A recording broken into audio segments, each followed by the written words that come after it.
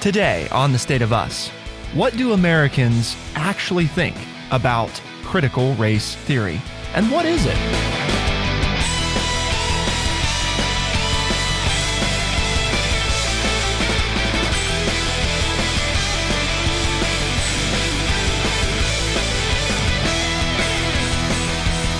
Welcome to The State of Us. I'm your host, Justin T. Weller, joined, of course, today by our senior historian and an educator of more than 35 years, the friendly redneck liberal, Mr. Lance L. Jackson. Today, we're going to look at what Americans really think about critical race theory. We've got a piece from the Wall Street Journal and the New York Times that both break it down for us, because what we found is that among some of the most notable results from a CBS News poll in February of this year was the fact that most Americans, that is 65%, have heard either a little or nothing about critical race theory. And among those with an opinion on the matter, 49% hold a very or somewhat favorable view versus 51% with a very or somewhat unfavorable view. So most people aren't very familiar with it. Yet it's become a hotbed for the people that are familiar with it. So today, in true State of Us fashion, our goal is going to be to break down, let's define what it actually is, and talk about why is it an issue now, how the debate is affecting schools, and what do adherents of critical race theory say about how racism exists today, and of course, where the major political parties are on the issue. So we're going to try to break it down. Of course, you'll hear some of our thoughts as we go. But before we dive in, do we have a word of the day, Lance? Well, we're going to keep it simple today. The word of the day is definition, because it really seems that this makes a huge difference to people reading these articles. People are upset about things that aren't even in critical race theory. So they're letting the politicians and the talking heads in the media define the word for them, or define the theory, and they're going with that. And that's really not what it says. So definition, the basics, 4 syllables. It's a noun, D-E-F-I-N-I-T-I-O-N. Simple meaning, a statement of what a thing is. A statement of what a thing is. So what is critical race theory? And then you can have an intelligent, honest discussion with someone. Because when they start throwing in, well, it's this. No, that's not what it says. Well, yeah, I heard so-and-so tell me that this is what it means. And then, okay, but that's not what it says. At that point, you can't have an honest, open discussion, because you're not arguing the same points. Okay. And this is a theory. And that's what theories are. They are an idea that are thrown out there for people to discuss, to see if some learning can take place. Nobody said it's a fact. Nobody said it's real. They're just saying, here's a theory that I have. Let's discuss it as human beings and see what we can take from it. But instead, we have all these people who want power, and that's it. That's very simple. They want power. How can they get power? They can get power by dividing people. And because if you divide people and it's us against them, then if you agree with me, we can fight them and I will stay in power, and you will continue to keep me in power so that we can fight them. We're not solving any problems. And that's where we are right now. We have politicians and talking heads on the media who want to divide us as a people, instead of us just getting along as a people and understanding that we have differences, and that we should love one another and be empathetic, and that we should take care of one another. But instead, we elect people who divide us so that they can stay in power. And they really don't care about us. They're not doing anything for us. They just want us to keep them in power, because as long as they're in power, that makes them feel good. What else you got? Show's done, folks. Can you tell the friendly redneck liberal has some thoughts on this one? Do you get that impression? I have feelings about just the way we are in America right now, with all of the violence and all of the hatred and all of the mean things that I see people putting in their yards and on their houses and on their vehicles towards other people that they don't even know. They'll never even talk to them if they feel that badly. And then I watch TV and I listen to the politicians and the talking heads, and they're the ones perpetuating these ideas. And so we're just dividing ourselves as a nation instead of sitting down and having good conversation and discussing things honestly and still being friends, even though we disagree about a theory or an idea or what should be done. And it just makes me mad that we elect people to solve the problem, and all they're doing is fanning the flames of the problem so that they can stay in power. When you shared, that our word of the day is definition, it did make me think about, well, let's start at the most simple version of, and you sort of touched on this, critical race theory. Well, what is a theory? There's a couple definitions, but one of the definitions is an idea used to account for a situation or justify a course of action. The main definition is a supposition or a system of ideas intended to explain something, especially one based on general principles independent of the thing to be explained. Nowhere in there does it say it's a fact. Right. It's a set of ideas. Any theory is a set of ideas. So I think that's an important place to start because on both sides, you have people sort of distorting the concept of what a theory is, right? It's a contention of ideas, and in this case, a contention of ideas for discussion. So if one side says, they're trying to teach the fact that America is racist, or the other side says, the same thing, that's not true, because that's not really, again, and also when you look at the history of what it is, it was developed in academia in the 1970s, and that's, again, part of what we're going to talk about is what exactly is it, or what exactly was it anyway? Critical race theory, according to the Wall Street Journal's news article on this, is an academic concept first developed by legal scholars in the early 1970s. It argues the legacy of white supremacy. Notice the terminology there. It argues, right? In other words, it's not stating that this is a fact. It's contending that the legacy of white supremacy remains embedded in modern day society through laws and institutions that were fundamental in shaping American society. Generally speaking, it rejects the idea that laws are inherently neutral, even if they are sometimes applied unevenly. Its backers say that American society, framed by the Constitution, gives a leg up to white people, but that it could be made more equitable if more white people acknowledged societal advantages of having been born white. Now, that's what the Wall Street Journal says. We turn to the New York Times news piece. What is it? Critical race theorists reject the philosophy of color blindness. They acknowledge the stark racial disparities that have persisted in the United States despite decades of civil rights reforms. And they raise structural questions about how racist hierarchies are enforced even among people with good intentions. Proponents tend to understand race as a creation of society, not a biological reality. And many say it is important to elevate the voices and stories of people who experience racism. Notice nowhere in the definition does it say people who talk about or believe in critical race theory think white people are racist. That's not the definition. And that's what people say. Well, you're teaching that white people are racist. It doesn't say that. It's talking about the law. Okay. It's talking about how the law and how the law was made, and that the law, and that's what it's saying the theory is. Okay. They're not saying it's a fact, but these people are running around out there saying, well, you're calling all white people racist and you're making my child feel bad because you're telling them that That's not what critical race theory is. That's not what critical race theory is.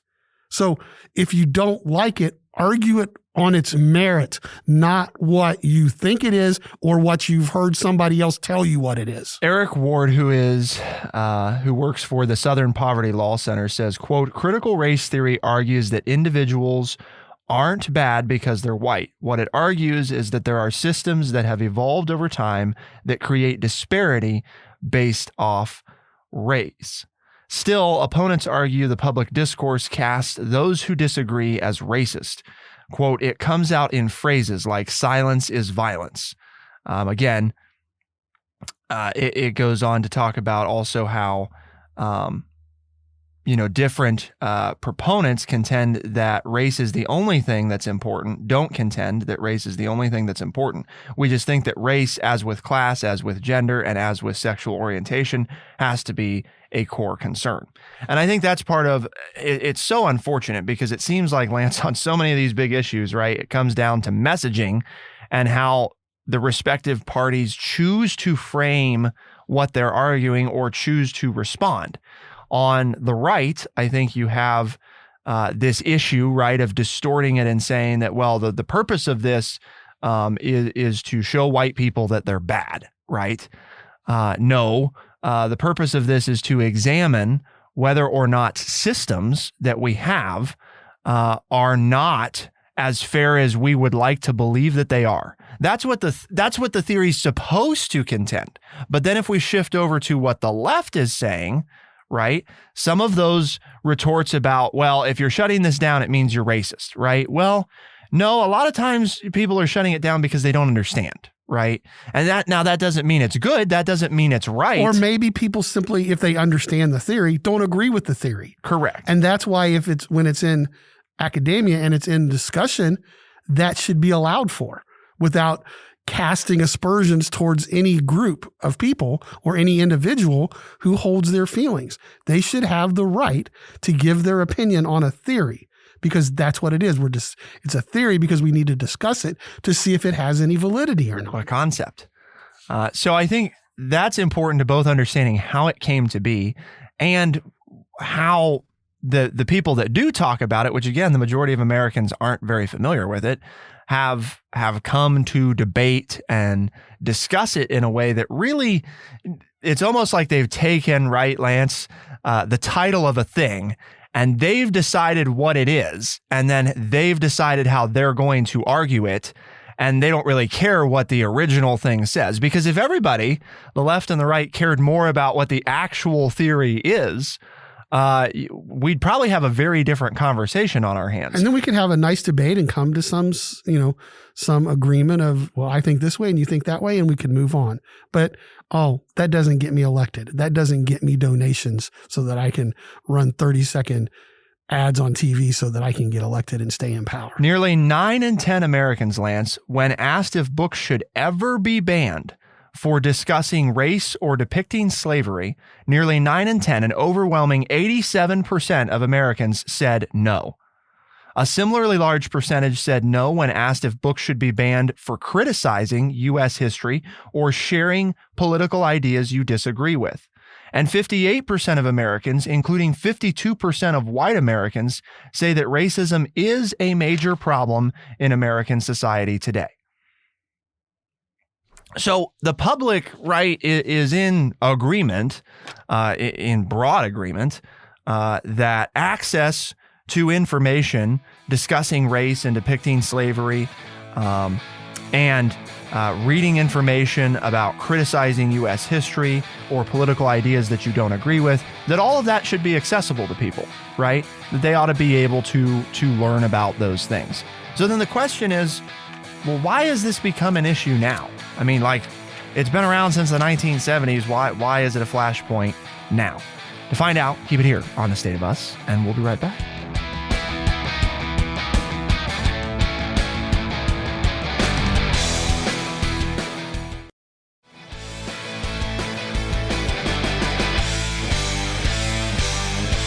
Critical race theory. So why is it coming up now?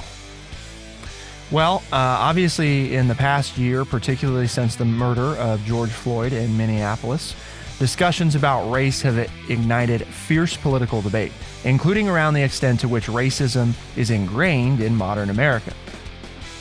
That debate played out as Americans of all races, according to the Wall Street Journal, poured into the streets, often under the banner of Black Lives Matter, to protest the killing of Mr. Floyd and others. Many argued America has yet to come to terms with what they see as a racist history and society. That may or may not be true. I don't know. And again, that's their opinion, and we can discuss that. I mean, that's fine. But I think, at least by the numbers that you gave earlier, 52% of white Americans said that race is a major problem in the United States. Yeah, 58% of Americans, which includes 52% of white Americans. Right. So the majority of Americans, white, black, other colors, races, whatever. I hate to refer to anybody by a color. You're Americans, okay? We're all Americans. Agree that race is an issue in our country. I don't know how you could argue that it's not. I mean, if your eyes are open. But again, if you disagree with that, you and I can have a discussion about it. I'm not against talking to somebody about it. Again, we think this is the first time a theory has ever been proposed that's outside of what has always been done before. When I was studying to be an American history teacher and studying American history, I can't remember exactly, it was so many years ago, but there were 6 to 8 different ways and philosophies that American history has been taught over the last 200 plus years. You're like, wait a minute. You mean there are different schools of thought on how American history should be taught and what you should focus on and how it should be presented and what you should say is the most important and the least important? Yes, it changes every 30 or 40 years. So again, just because this is the first time in your life that some new way to look at an issue has been developed doesn't mean that it's always been done the same way since the founding fathers.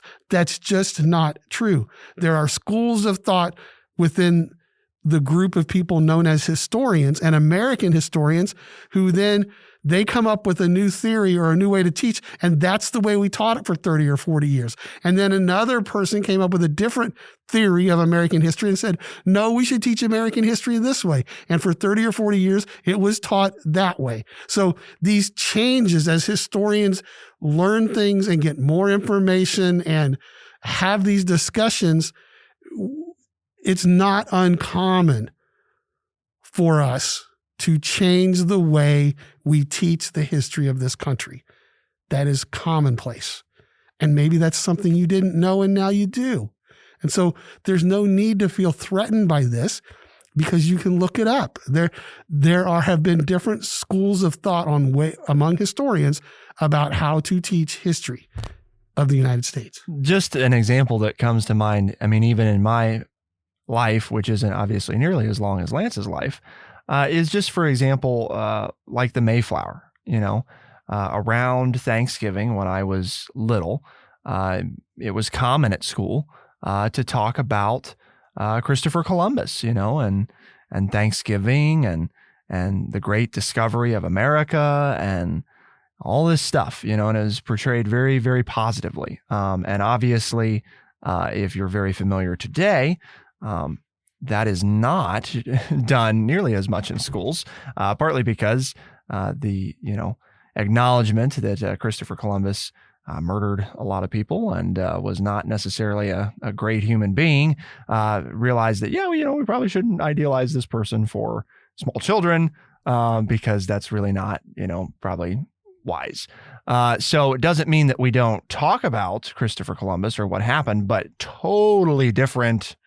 I made, draw, and I didn't know, right? I was only, 7-10 years old, something like that, but we drew pictures of Christopher Columbus and his pilgrims and, and them having an amicable feast with the Indians. And that's all we knew about it. Which never occurred in history. Right. Christopher Columbus was not a pilgrim.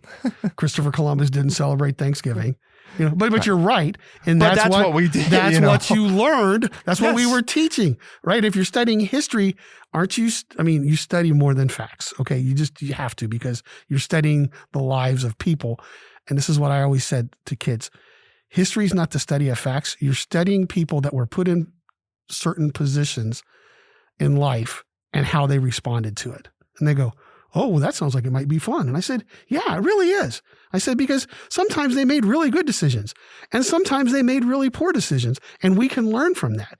But it's not a history of a bunch of old dead people who did all this stuff that you have to memorize what they did. What we're doing is we're going to go back and say, okay, they were faced with this problem, this dilemma, this situation, and here's how they responded. What do you think of that?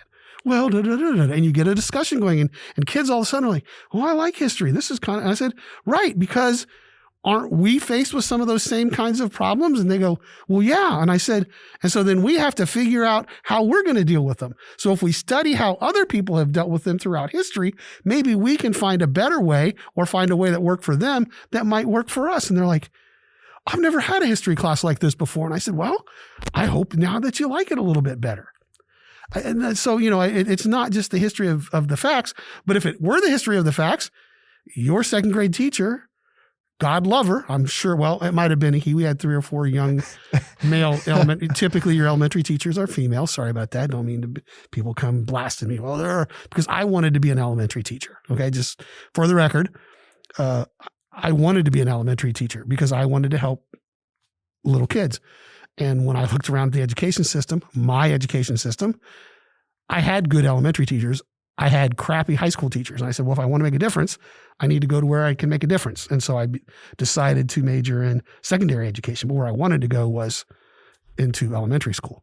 But if you're teaching elementary school kids that Christopher Columbus sat down with the Indians and had Thanksgiving, you're teaching them incorrect information. And then they grow up with it and they think that's the way it is. And then they become adults and they form opinions on critical race theory based on ideas that didn't really happen.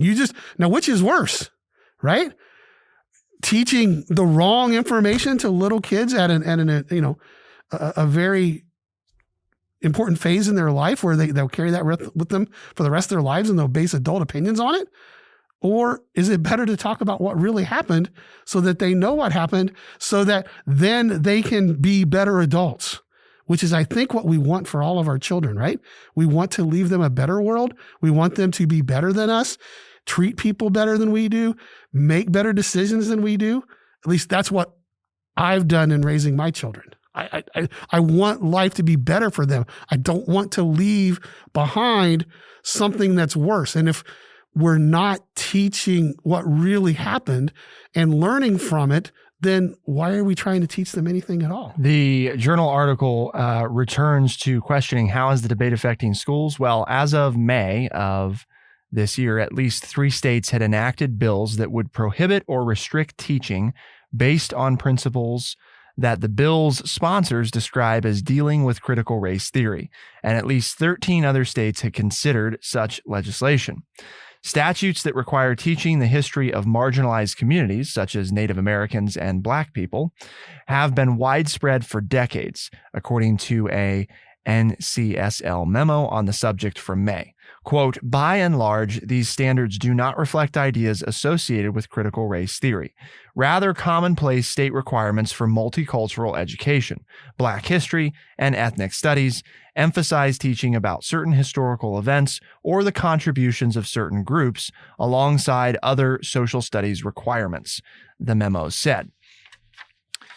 I guess, Lance, what comes to mind for me, right, as we talk about this in schools is, I guess I kind of grew up mostly thinking, right, that there was one idea of America. The America we were and the idea of what we were the same things. And doing this show over the years, reading more about history, talking with you, hearing from our audience, talking with our guests, the thing that comes to mind for me, right, is that there's 2 separate things here. And I think we do a service to our children and the people of this country if we taught this. There's the history of what America has been, and there's the philosophy of what America would like to be. And too often, people view only one of those to be the only thing that we can consider, right? We're either going to take a stark look at everything that we've ever done and the horrors that our country has perpetrated, and therefore we are evil and bad, or we're only going to talk about the idealized version of what we want to be, and that's what America is and has always been. And I think both of those are the problem is both are right and wrong, right? And we don't allow for that. We don't allow for accepting that as a country, we have done terrible, awful things and murdered millions of people, right? Oh, we can't say that. Well, but we have. I mean, we've done that, so it happened, whether or not we're going to talk about it. Does that mean that what we want to be and what we could be is impossible? I don't think so. That's part of why I love our country, is because I think what we want to be is noble. What we seek to be is a wonderful thing. Are we there yet? No. But I don't know if we ever will be, because the whole point of, I think, what we are as a country is trying to be better. And we can't be better if we don't study what has happened. And if we don't learn from what we've done, right? That to your point, I think is the purpose of studying history and studying the terrible things that we've done, on the grounds of race. At the same time, studying the progress that we've made on the issue. Are we done with it? No, by no means is it solved. Have we made a hell of a lot of progress since when we formed as a nation? Absolutely. So to me, that's the issue is I come back to, it feels like on so many things, the nuance, right? Understanding that they're not mutually exclusive. You can aspire to be great and not necessarily have yet achieved greatness. That's the name of what makes the best athletes and the best business people are people who are hungry to become better. And I think, at least what I believe, and I think what Lance believes, is the way you get better is by studying the areas and practicing the areas that you are not yet great at. If you only ever focus on the things that you're good at and you ignore the things that you're bad at, that's not how people become great. That's not how the best athletes became the best athletes, how the most successful business owners and entrepreneurs became who they are.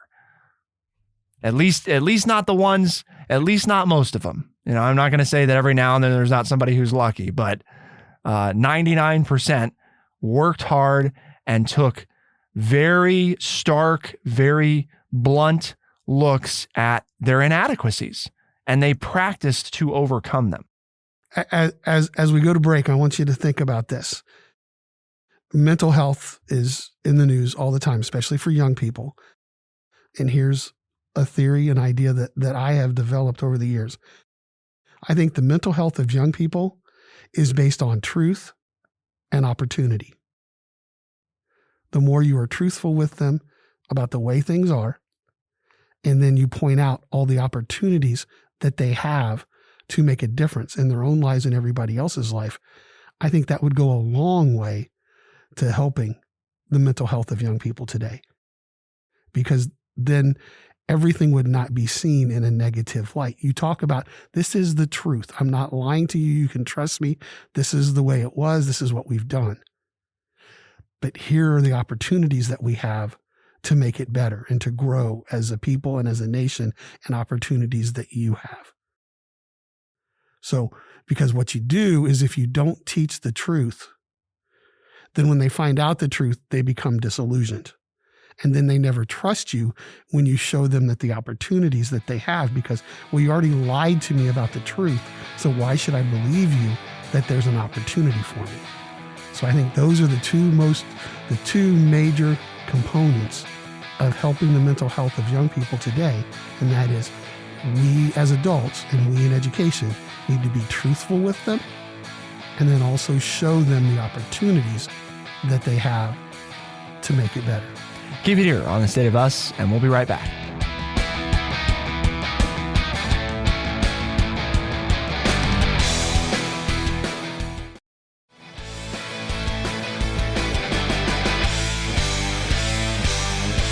Feels like for years we have pushed the idea that American civics need to be taught more heavily, right, in our schools. And where Lance left us off at the last segment was this idea of hiding information from people is rarely effective unless you're willing to go all the way, right? And what I'm talking about is Russia or China level all the way, right? Unless you're willing to control all thoughts and ideas, then it's really not a viable option, because people are going to find out, right? And then they're not going to trust whoever provided that information. And the sad thing is that so often it doesn't even become tied to a specific person. But if they decide that, well, my teacher told me this, and then I learned that that wasn't true, now I don't trust teachers. And then I have children, and then I am antagonistic toward teachers, because teachers lie. That's what I had a teacher one time that lied to me. So teachers lie. Now, obviously that's a broad generalization, but that is part of what people do. We've talked about that, I think, so many times, how people right? We all use our experiences to frame our understanding of the world. It's part of how our brains process information quickly. It's part of why racism is a problem at all in the first place, because generalizations are made, information is taken in, and we use that to make fast, snap decisions. That is how our biological brain is wired. We have to seek to overcome that and provide our brain with more context and more information. You know, if the only information that you've ever, if you've never met somebody who's black and the only thing you ever saw was one time a news report on TV about a black person killing somebody, that's not a good frame of reference, right? That's not a good way to come to judge an entire race of people based off of a single person's actions. If you've never studied Booker T. Washington or George Washington Carver or Martin Luther King or W.E.B. Du Bois, James Weldon Johnson, go on and on. If you've never studied those people, then you tend to base your decision making and your ideas off of that one violent thing that you saw. And at the youth center where Lance and I both spend time working, I see at Lance of students of all races, right? They're not receiving the history education of the United States. And so they frequently make bold claims about all kinds of things that is like, what?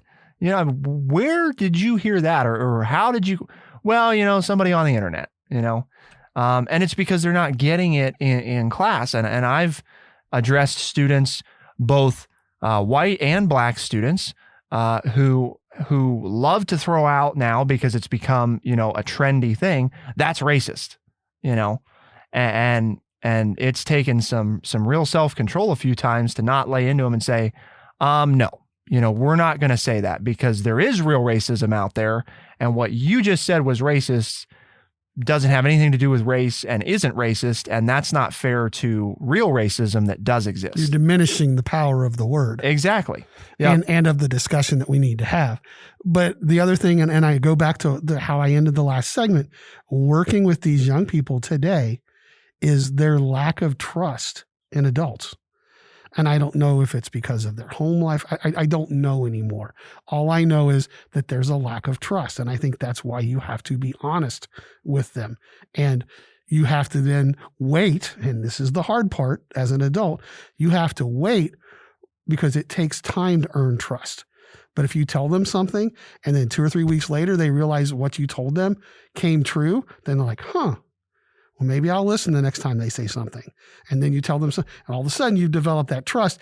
Then after months of discussion and work, when you say something like, yep, I'm gonna follow that because you've been right 3, 4, 5, 6 times over the last 4 or 5 months. So yeah, now I trust what you say. Then you can take them to that point of, okay, now here's the problem. We all agree on what it is, or here's the situation. Now, I'm a person you trust. Here are 2 or 3 ways that you can advance this in a positive manner. Which way works best for you? And because you have their trust, now you've given them hope that they can make it better. And I think that improves their mental health and their outlook. And then hopefully, right, what we pray and hope for is that they take that skill with them into adulthood and they apply it in as many situations as it's necessary and as possible. And if they decide to have an effect on children, either rearing their own or helping with other people's children, they can take that message to the next group and we create a better society. Well, and there's hope in history too, right? I mean, I think the hope that things can improve and if taught properly. Things are better, right? If you study the history of the United States, things are better now than they were 200 years ago for all groups of people. Okay? Because 200 years ago, you had to be a landowner to vote. I mean, just take that simple one, take race, gender, all those other things where we've made improvements. All right. But take that out of it. There's just right there that's an improvement. Things are better. Are things perfect? Are things as good as we could make them? Well, my opinion is no. And again, we can have a discussion about that. I think we can continue to make it better. But to sit there and say, well, America's a horrible country and it's never been good and it's always bad and it'll always be bad, I don't agree with that either. I think we have made changes. We have made it better. But we still have, in my opinion, have work to do. And I guess that's what I was getting at right at the end of the second segment is both can be true. You can, and I think that's our study of people too, that we fall short on nowadays as well when studying historical figures is, well, that's a bad person or that's a good person. There are some people in history where I think, they are 99% one of those things. But most of the time, many people in history aren't, 99% one of those things or the other. They are 60-40 or 70-30 or, Truth, right? Most of us today, we do good things and sometimes we do bad things. So none of us are totally good or totally bad. And to my point, when you study history, what are you doing? You're studying human beings. As far as I know, there's only been one claim really of perfection on earth. Okay. And I wasn't around and, you have to have faith to believe that, but everybody else has fallen short of that. At least that's the way we teach it. So none of us are perfect. We all have some good qualities and we all have some bad qualities. It's what you do with those qualities and how you try to work to make your bad qualities better that I think your life should be judged by. Yep. What a concept. Teach the whole picture or try to and encourage discussion about it and say that, the reality is there are different ways to interpret our history and where we've been. And if we encourage and provide spaces for people to do that freely and openly and in a respectful manner, we might actually move toward that more perfect union that supposedly our country is striving for. But you can't do that by putting on blinders in any regard, throwing out the good or throwing out the bad. That they are both part of how we've arrived at where we are. And that is the story by definition, I believe. So, Lance, what is the definition of what we're trying to do here? What are we trying to achieve? Well, we have a mission here at True Chat, and our mission is to educate people by providing honest, open, and respectful conversations. And we've asked you many times today, please share with us. But here's how you do it. Email us at podcast@thestateofus.org. podcast@thestateofus.org. And let's have this conversation. So it's not just totally one way. We love to hear from the listeners. And many times we'll use what you say on the air in later shows because we want people to know that we are interested in what you all have to say and what you all think about what we've said. And as you share this show and these ideas with your friends and family, tell them if they want to listen to us, they can find us as a podcast on Spotify, Overcast, Stitcher, Apple Podcast, and everywhere podcasts are found. The State of Us is available Tuesday and Thursdays as a podcast, first thing in the mornings. We are also heard on the weekends on AM and FM radio stations across the country. For The State of Us, I'm Justin T. Weller. I'm Lance Jackson. Special thanks to producer Bradley Butch, and thank you all, our audience, for tuning in. We will see you next time. Be the change.